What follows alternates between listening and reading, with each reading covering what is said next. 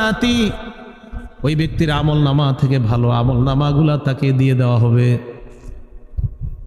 আরেক ব্যক্তি আসবে, আসার পর অয়ত হাদা মিন হাসানাতি, তার ভালো আমলগুলা আরেক ব্যক্তিকে দিয়ে দেওয়া হবে। ফাইন ফানিয়াত হাসানাতু, তার ভালো আমল শেষ হয়ে যাওয়ার পর অন্যান্য পাওনাদাররা এসে বলবে, আল্লাহ আমার রক্তপাত ঘটিয়েছে। আরেকজন বলবে, আমাকে আঘাত করেছে, আমি বিচার চাই।